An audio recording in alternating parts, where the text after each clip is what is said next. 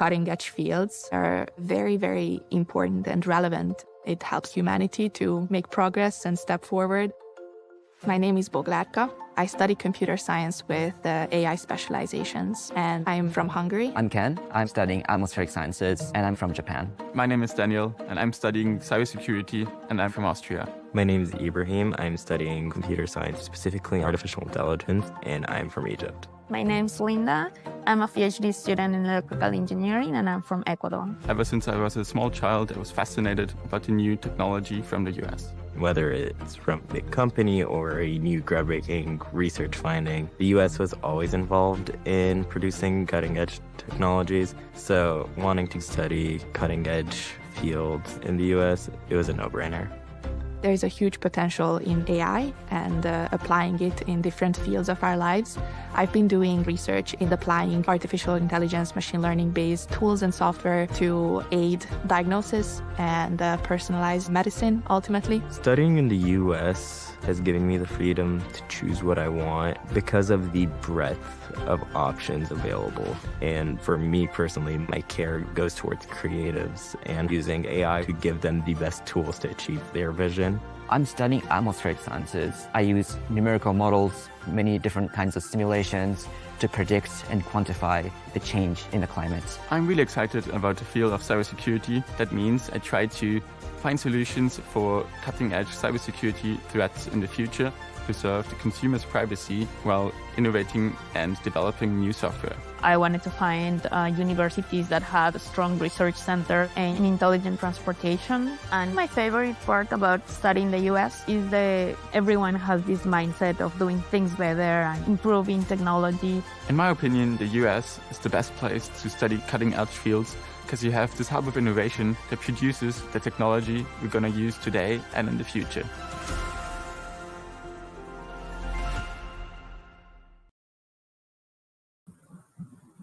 Hello, everyone, and welcome to our today's session. I'm very happy to meet you all here. Thank you so much for specifying from where are you. So I think that's very nice, and I think that's super helpful to know from where are you following us. My name is Alina Yakubov, and I'm here from Education USA Virtual.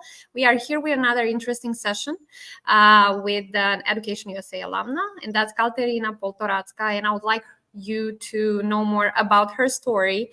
So as you know, we have interesting stories from our students. We are doing that monthly. And today we have Kateryna.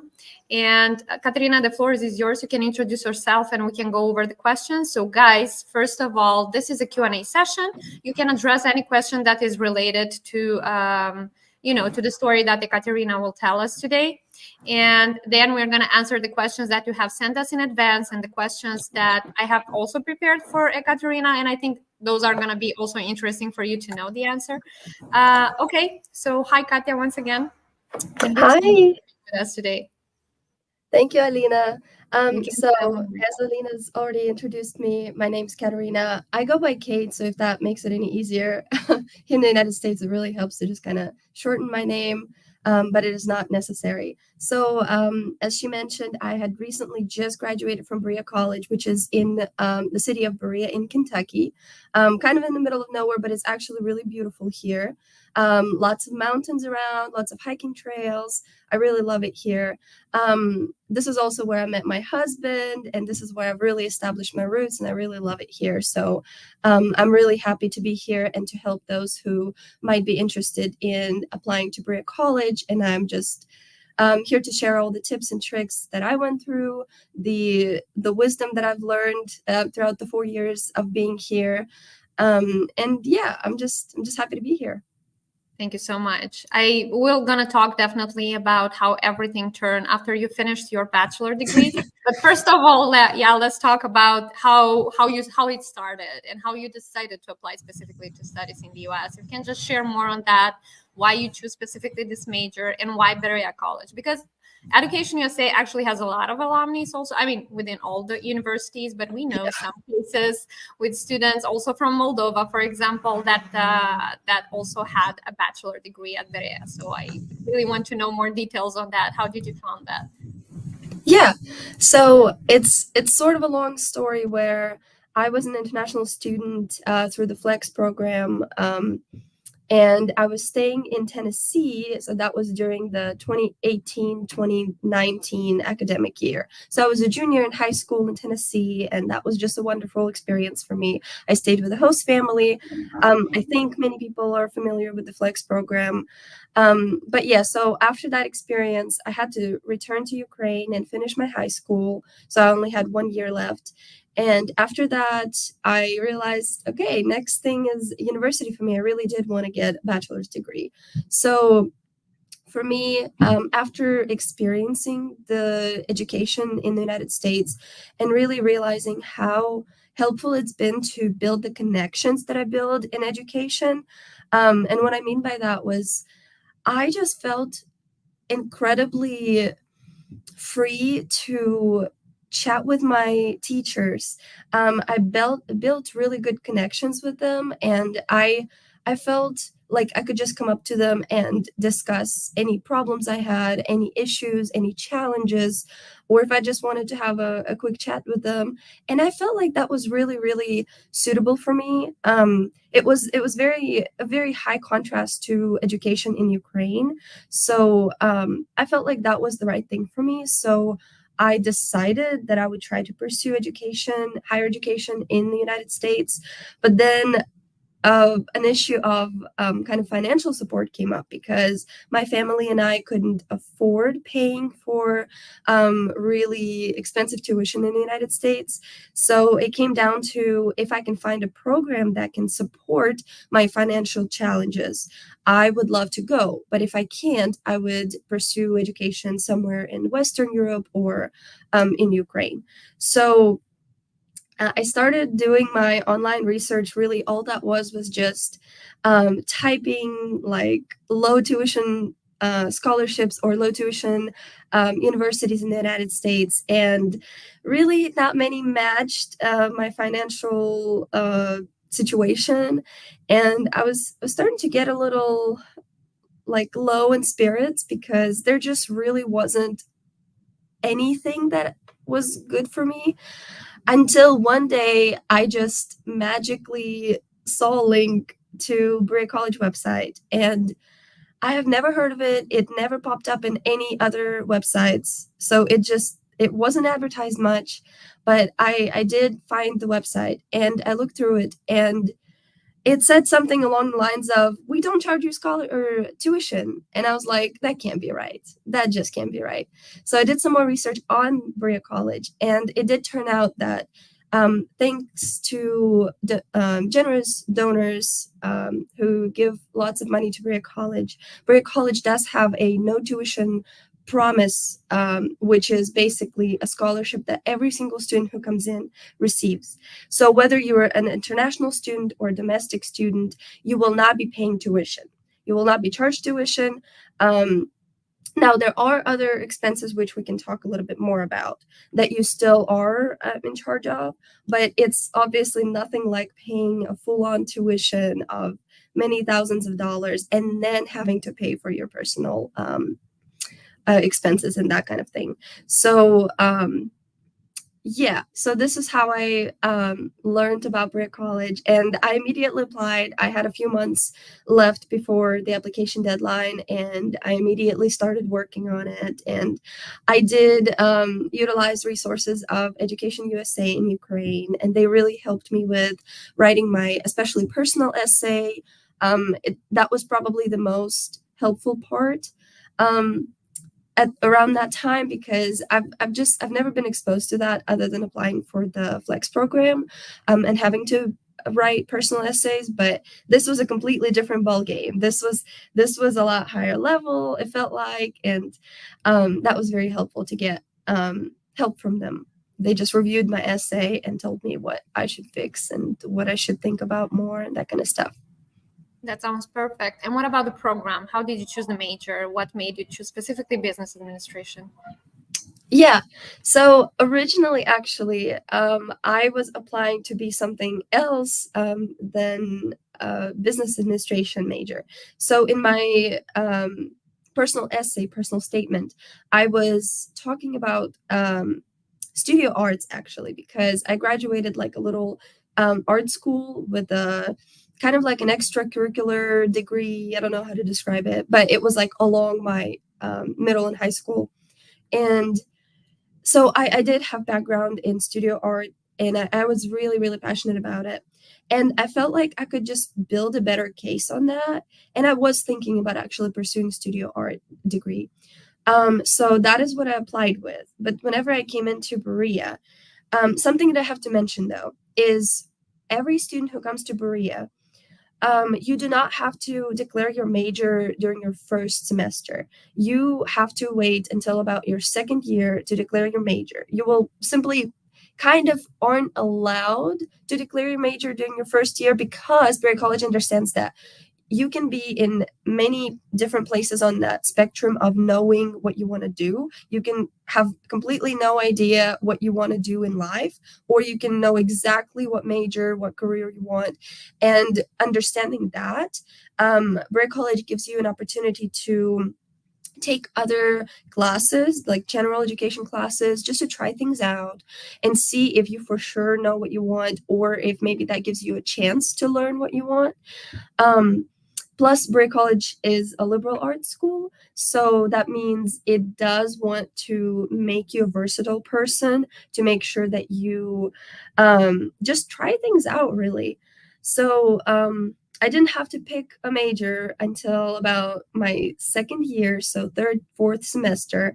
And that whenever I came in and I started taking classes, and I realized that really I want to try business administration because I felt like it was just it was a major that would allow me to really come into different industries. And I thought about it. I was like, I can go into construction and utilize my business administration major. I can go into healthcare. I can go into hospitality. I can go into education. I can go anywhere with my business administration major. And so far, I think it's working. Definitely, it should work. Okay, that sounds super interesting. But considering the fact that you were specifying that the Berea College had no tuition, that means that you were also not researching any type of scholarship. And was everything included? So let's just specify on that. Let's just develop on that. Was everything included, like the housing, the tuition, or did you have to pay something? Right. Yes, it's a really good question. I like to clarify that. So there is no tuition, which means you won't be paying for classes. Now, there is an exception in terms of classes. Certain classes, such as art classes or craft classes, you might have to pay a one-time charge during the semester of like $20, $30, $40, but that's applied towards materials. And in certain cases, that might be covered by your like financial aid. So the situations may vary drastically. So in my experience, since I'm from Ukraine and Ukraine has a tax treaty with the US, I don't get taxed as much as other international students.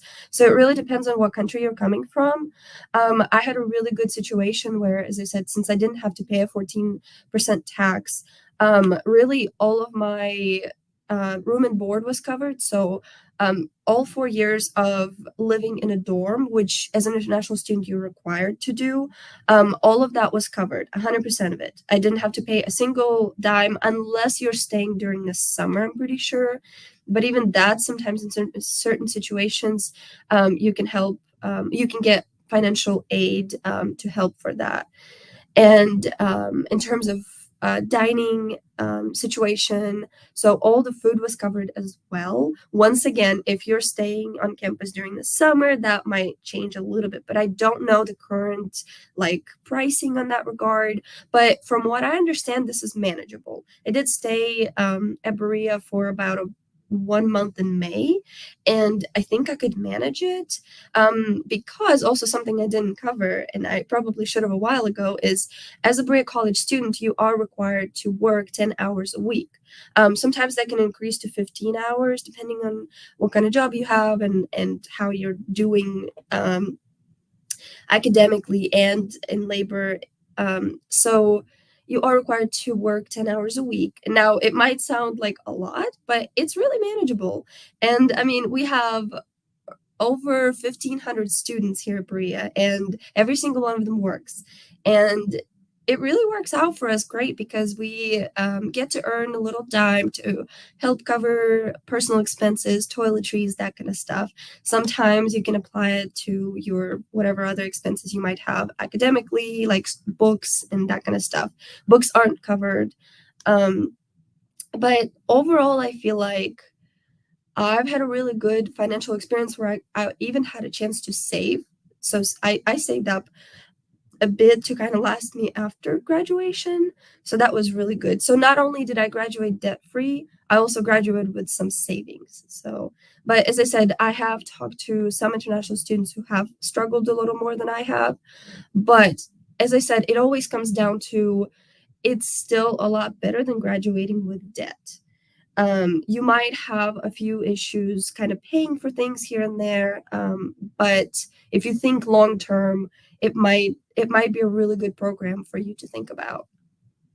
Yeah, so you mean by debt, the loan, I guess, the loan that the students would take. Right. Yes. Okay. So yeah, here Right. you are allowed to take loans, but typically not many students take them because there's not a need for it. But yeah, most students at Berea graduate debt-free, which means they've never taken a loan.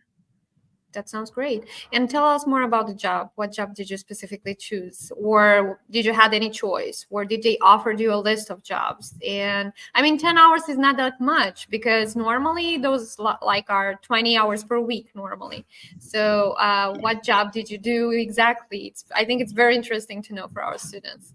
Yeah. So really it can also vary because there are so many jobs on campus. So as far as I understand, most first years are assigned to be working in maintenance. So that can be like a janitor work. It can be also sometimes in our dining hall. It doesn't mean you'd be cooking stuff, but it just kind of upkeeping, housekeeping, that kind of stuff. That's probably like the most common job that first years get because that gets assigned to you. Now, after your first full year, you get to select jobs so you can switch your position on campus. Now, you are in charge of finding your job after that first year, but it is not difficult. It's not anything like applying for a real job. It is everything all in one place. So you apply all in one place. It's such a small campus. It is very easy to find a job, even if you're really lost. But anyways, about me. Whenever I was a first year, I was very lucky actually to be assigned to our Hutchins library.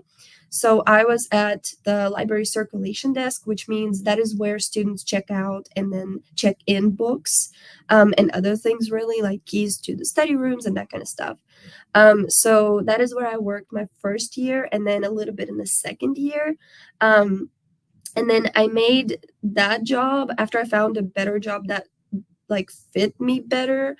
I made that library job my secondary job, which means it was basically another 5 hours on top of my primary 10-hour position. It might sound a little complicated, but it's not required that you have that kind of arrangement. But some students do it because it pays more and you get to do different things. If you feel like you have the time and you're not struggling academically, you can typically do that. But I did find a better job that suited my major better, my career goals, and that was at the economics and business department. So it is an academic program department. I was the office manager for them for over 2 years, I would say, and that really helped me do a lot of office work because that is what really is required of me as a business major. That is like the bare minimum of what I need to know if I want to get a business administration job. So that really helped me, and it helped me to build really, really good connections with the faculty at the department. So by my junior and senior year, when I was taking the most of business classes, I mean, everybody knew me and it was just so wonderful to know everybody. And it made things easier. It made things more personable. I felt really connected to where I was, to the department, to the faculty, to the students there. And you kind of just get to learn about everyone and just get to know everybody.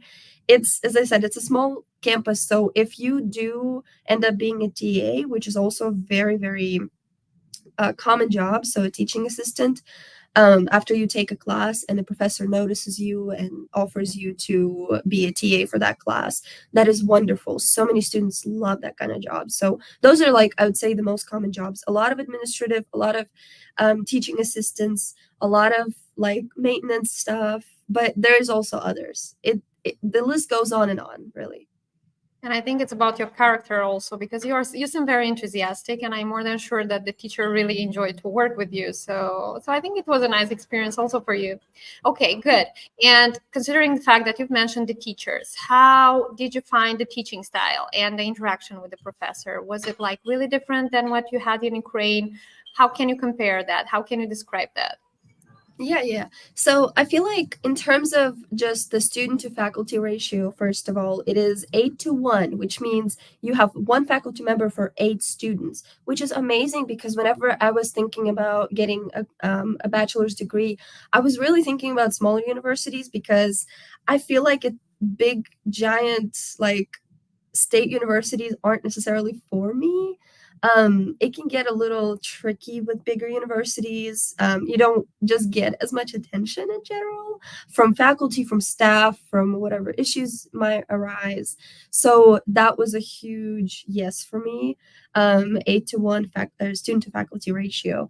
But I did notice that, as I've already mentioned, I build wonderful connections with my professors, and whenever I was applying for my full-time job after graduation, they all graciously agreed to write recommendation letters for me. They were my contact people for the employer who called them for like a reference, sort of. So you really get to build wonderful connections here with professors and staff. And in general, in terms of classes, I feel like they are pretty interactive. There's a lot of, I didn't get to experience too much just simple lecturing. There are a few classes that might be like that, but almost 100% of the time, you will not just have a simple lecture where you come in, listen to a lecture, and go home. It's most of the time it's interactive, a lot of teamwork, a lot of assignments I find also pretty interactive, but obviously there's also research, there's also the boring stuff, but I feel like overall Berea College makes it pretty interactive, pretty engaging, pretty fun. I will say that Berea College is known for its pretty difficult academic load, so there is going to be a lot of work to do, and if you want to end up having good grades, you really have to work for it. And I've learned that the hard way. I came in thinking it'd be easy, but then I had to really study a lot, and thankfully, I guess now I can say that thankfully, whenever I came in, it was like during COVID, it was really, really bad, and most students were studying from home online. So it was kind of quiet on campus, and I had a lot of time for myself, so I got to really focus on my academics, and I feel like that was a good start for me. And then I could ease into building connections, making friends, that kind of stuff. So it was really great. Great, sounds super great. Okay, and tell me more about the CPT. Did you have the chance to do a CPT, an internship during your degree? And if yes, what was that? Right. So I did get to do an internship that was after my sophomore year. In the summer after my sophomore year, I did a accounts receivable internship at a golf club. So that was in New Jersey. It was a very interesting experience. I have no idea how I got to New Jersey in the first place, all the way from Kentucky up to New Jersey, but it was a wonderful experience. It was a nonprofit. It was a very strange situation because I was planning to spend that summer back home in Ukraine, but that is around the time that the war started. So I didn't have, I had to cancel my plans, and I kind of was left with no plans for the summer in the last minute. And it was very, very late to apply for internships for that summer. And I did end up finding a program that allowed Ukrainian students in the United States to apply for internships at golf clubs in that metropolitan area around New York and New Jersey. And I applied and I got it. And I got a wonderful job of accounts receivable, which is like an accounting job. And that is how I learned that accounting wasn't for me. So that was actually very helpful, because typically you get internships in areas that you're very interested in pursuing after graduation. I sort of knew I didn't want to do an accounting job after graduation, but I think the internship just helped me, first of all, gain wonderful administrative experience. That was just amazing, the experience that I got, and apply the at the time knowledge that I had of accounting, which was really helpful too. But I did learn that I wouldn't want to pursue accounting, which is a part of your career development during college. It's very important to see what you don't want to do. That way, after graduation, you are better prepared at what you should be applying to and what you don't want to do. But yes, so I did get to do that. And Berea College is wonderful with kind of preparing you for taking an internship, as well as just supporting you during your time. Now, Berea College also has wonderful funding for unfunded internships, which means if you get an unpaid internship, Berea College will pay for your room and board, as well as, I don't think they'll give you like a salary, but they will make sure that all of your expenses are covered, and that depends on the area that you go to. So that is a giant plus. The funding that the internships office, which I work with sort of now, they give lots and lots of funding for students who have an unpaid internship. But mine was paid, so I didn't have to deal with that. But it's still good. They support you in every single step that you take throughout your application, internship applications, getting the internship, after the internship when you present it to your department, and that kind of stuff. Yeah. Okay, all that sounds good, but I'm just really interested, what was the biggest cultural adjustment you felt when you got into the state? And were there any challenges that you can specify at this moment? I think that would be also interesting to know for the students. Yeah. So thankfully, like whenever I came in the United States for the first time, I was an exchange student. So I was in high school, and that probably was an easier adjustment because I didn't have to deal with 100 million assignments, college level assignments. But I would say just the social dynamics was probably the hardest one for me. So the small talk was really strange because I come from a country where you don't talk to strangers. You just kind of, you don't smile at them. You don't make small talk with them. But seeing that pretty much on everywhere you go was really strange, and took me many years to get used to it. But I feel like I do it now, mainly because I've been here for over 4 years. So but just seeing how people interact, I feel like sometimes that can be different, and the friendship dynamics, relationships sometimes are easier to build, especially, as I said, with like staff and faculty here. But I don't think I ever had like a culture shock. So I feel like I'm a very like adaptable person. So I never had to go through any like crazy experience. But I'd say like the social aspect of it was the hardest for me. It took me the longest to get used to. But overall, I felt like I adjusted really well and pretty fast. That is great. And what about the activity that you're doing currently? Because, I mean, we understood you finished and you're done with your bachelor degree. You've graduated this year. What was your next step? Have you considered any master degree, any PhD? What are your preferences, your plans for the future? If you can just tell us more details on this. Yeah, of course. So ideally in the future, I would like to get an MBA. So that's a master's in business administration. Now, a prerequisite for that is that you have a work experience, a few years of work experience, like related to what you want to get your MBA in.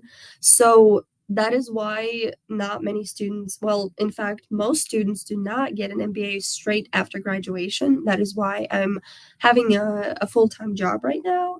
And that really worked out for me because also I would like to mention, Berea College also has this program called Berea Core, which means as a recent college graduate, so up to 2 years after your Berea College graduation, you can apply to work for Berea College as a staff member. So I'm officially right now a staff member, and it is sort of like a contract. So you get up to 1, sometimes 2 years, depending on whether you want to extend that contract. And so that is what I'm doing right now.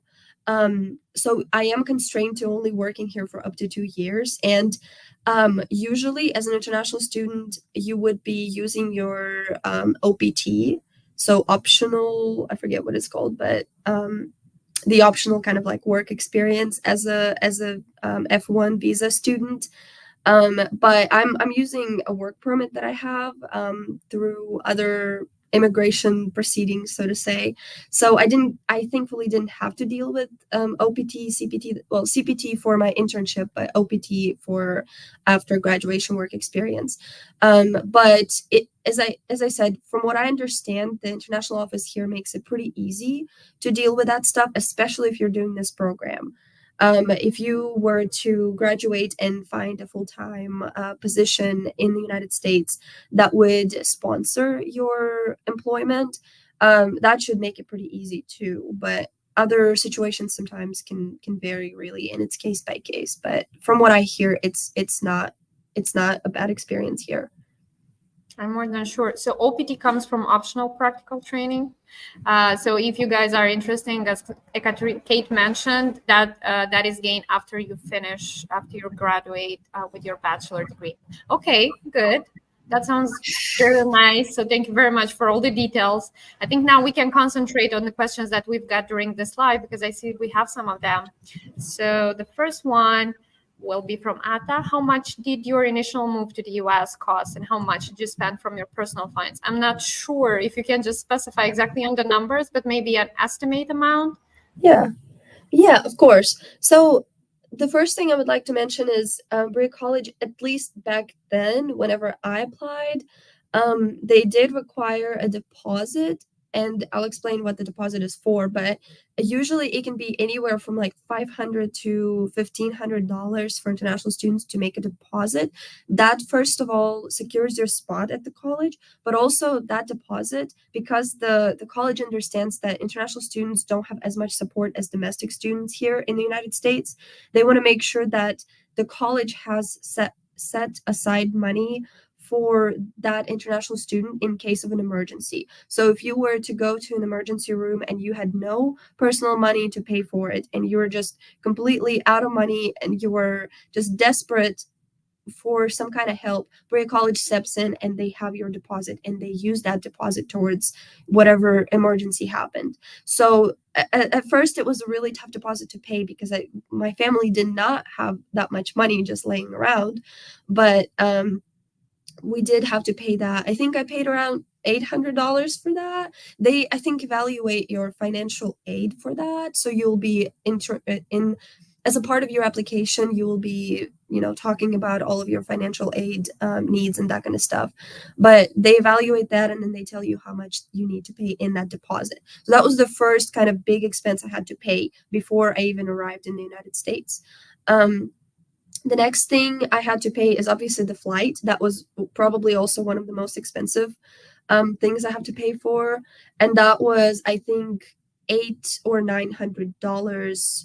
And that's just obviously one way. I didn't plan to have the ticket back yet. I had no idea when I would be able to do that.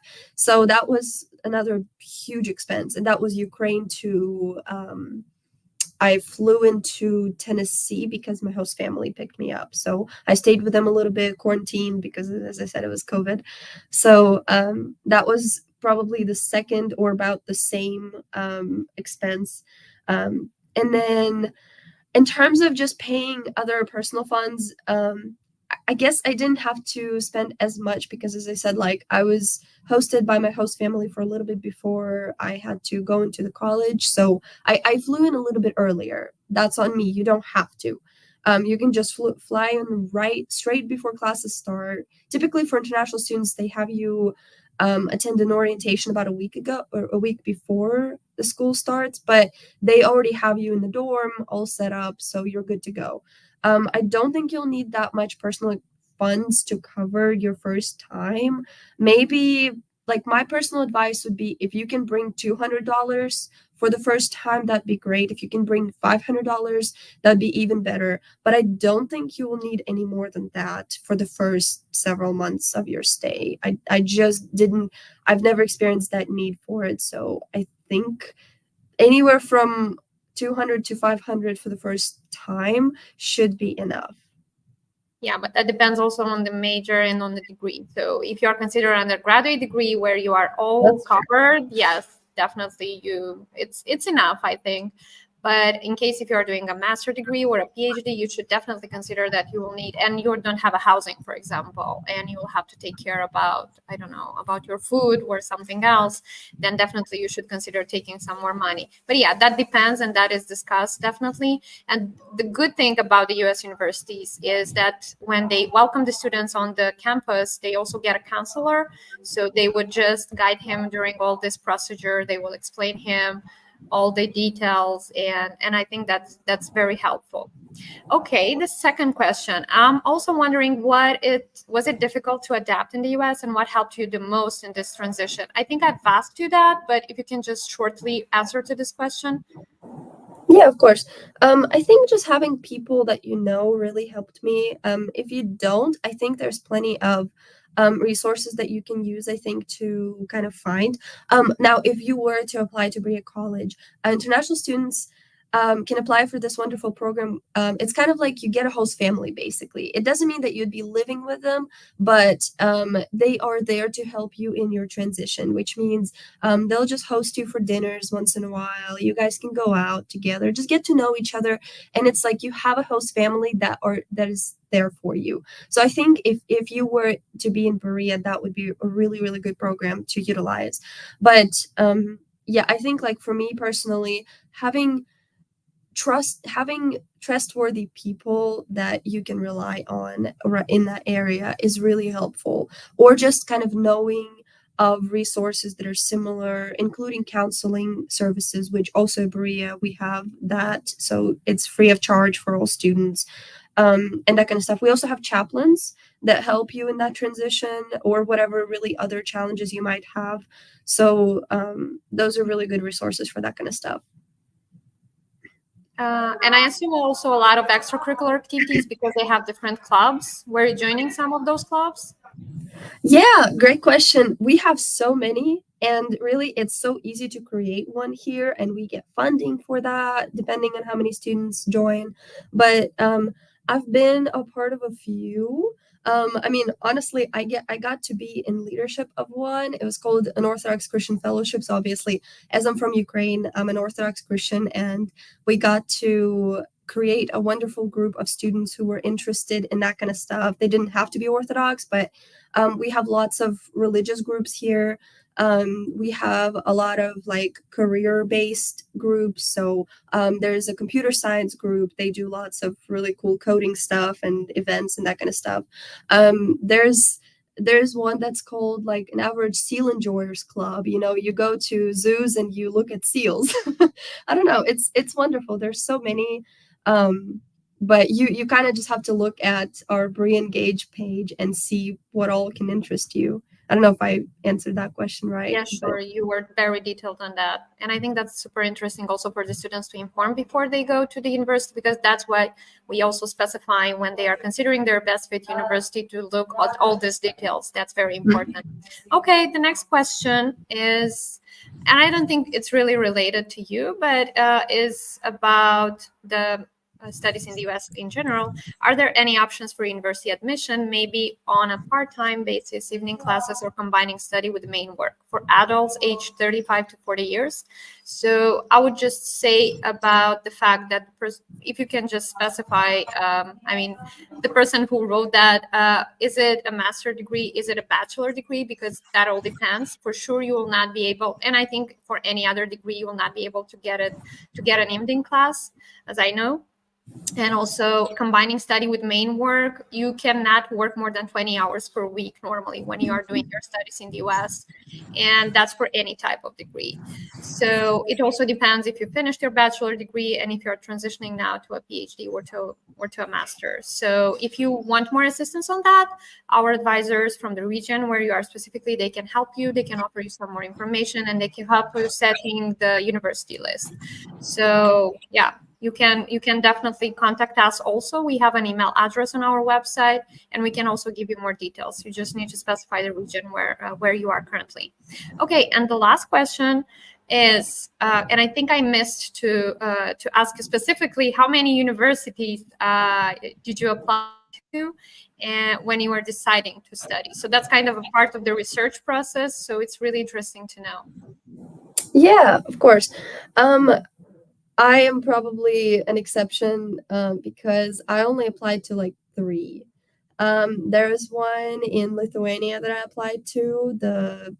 I forgot what it's called. I think it's like a Lithuanian Catholic University, if I'm not wrong. I hope not. And then Berea College. And I feel like there was one more somewhere in Europe that I applied to, but that was it. I don't know why I put all my eggs in one basket thinking that I did get admission from another one, but whenever I heard from Berea, I knew what I had to do. I knew that this was it. I knew exactly. I mean, it was just an immediate, I know this is my place. I know I have to go there. So yeah, I only applied to like 3, and it worked out for me. But I mean, since I work at an office of career development now, I wouldn't recommend only doing 3 unless you really like have really good academic achievements. And even with that, you never know really. It's such a hit or miss. But I would probably recommend like a few more, maybe like anywhere from 3 to 5 is a really good number, but I don't know. Education USA specialists can probably tell you more. Yeah, sure. We recommend at least 10 of them. So when you're doing a list, and it depends also what you're considering and what are you researching, what are your preferences, because, some schools would have higher financial aid sources. Some schools would have, some other benefits. So it depends on what are you looking for, what the program you're searching for. And that's why the Education USA consultants are here to help you during this process and to guide you during the process. Okay, so the last question from the same person, I hope, I don't know, maybe we'll get more, is I'm thinking of applying, but I'm really worried about what might happen if I get sick or if something goes wrong. And how did you manage your healthcare while studying? By the way, do you have a medical insurance from the university? All right, great question. It's obviously very important to know what happens in those situations.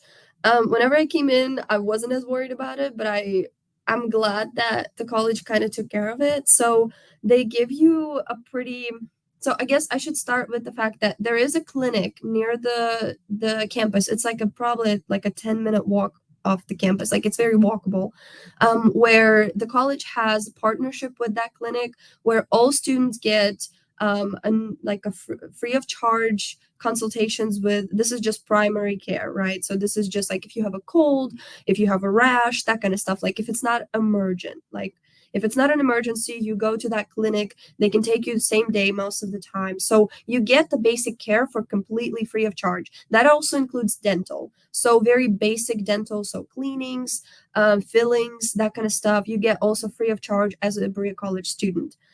So that was very, very helpful for me as a student who didn't have a good insurance.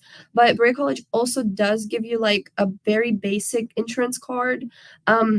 I never got to use it, to be honest with you, but I'm not sure if it would like cover much if you had an ER visit or something of that sort. But I do know that a few students I've known, Berea College has helped cover it. I just don't know the details of that. So I do know that at the very least, if you need some basic care, it is completely free of charge here.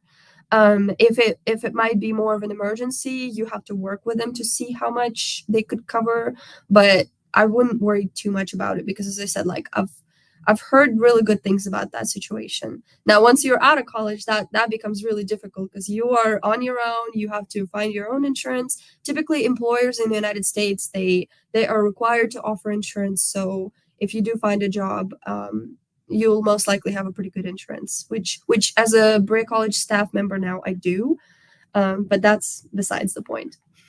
Okay, yeah, definitely. I wanted to specify that it depends on the type of the medical insurance, and it depends on the company that you do your medical insurance at.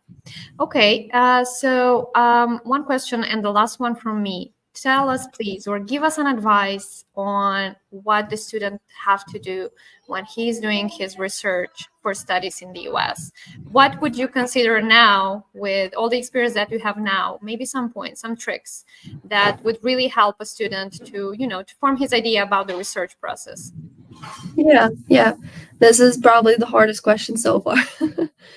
I don't know, you really grow here, so I've grown so much that it's just hard to like identify one or two or three even things that you should really pay attention to.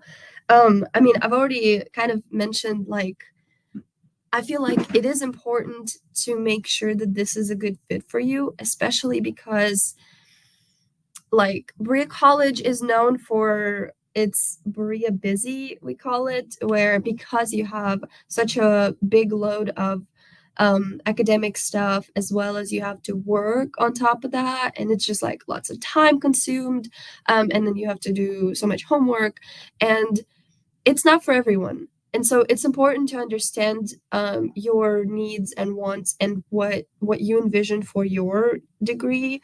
It just so happened that I probably didn't do as diligent of a work that I should have done whenever I applied, but thankfully it did work out for me well. It just was a good fit. But I have seen students who just realized they started studies here and they realized that it just wasn't for them, whether they realized they didn't even want to pursue further education or they realized it just wasn't a good university for them. So I think just thinking about, like, is it a good fit for me, is just so important to think about. In terms of the application process, my number one advice would be do things early, because you just don't want to wait until the last minute. And as a college student, you will notice that that's like a pattern with your assignments. You will do it pretty late and like straight before the deadline. But with admissions, just don't. just do it early. In my situation, I had to do it, like I had to ship my application overseas, like through mail. So it was not online. Now it is online. So you guys are lucky. But back then I had to ship everything overseas, and I was just lucky that I did it early enough that if it got stuck somewhere, if it got lost, I would have had enough time to resend it. So it was just, yeah. But I would say just think about the timing. Make sure you have exactly you know what your next steps are. You know the timeline for those next steps. And I think you'll be all set if you follow that. I'd say those are my number one things.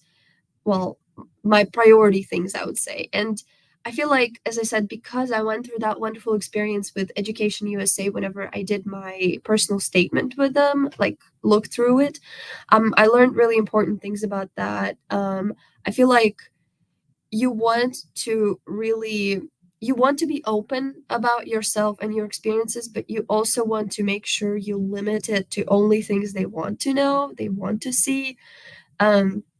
There were just a few things that I mentioned in my essay that the specialists who were looking over it, they were like, maybe not. So kind of just think through what, as an admission counselor, you would want to hear from a student, from their aspirations, from their experience. And I mean, I used a lot of my personal experience, which is what a lot of students use in their personal statement. So don't think that you can only use like your school experience or your work experience or that kind of stuff. Just like be you. Talk about what's really changed you. Talk about what's really made you who you are today. I think that's what really matters in that personal statement. So I think those are my like top pieces of advice. Thank you. Thank you so much. I agree with you. And as I've mentioned before, the Education USA advisors can not only assist the students with their personal statement, but with the application in general. So if you're struggling now with your Common App or with all the other documents or processes that you are considering in the application process, we can definitely assist you with that.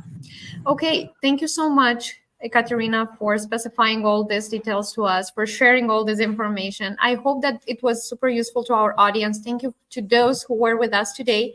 I hope the information that Kate offered to us was useful to you. And we also specified in the comment section the Berea College opportunities for international students. So that's a link you should use for the admission. I think you can inform yourself here about a lot of processes and steps you should consider when applying to Berea College. Kate, I wish you good luck. I wish you to pursue your dreams and to take your MBA.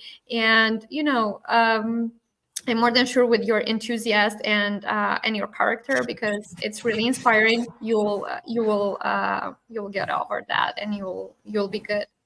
Thank you once again to everyone, and we wish you a great evening.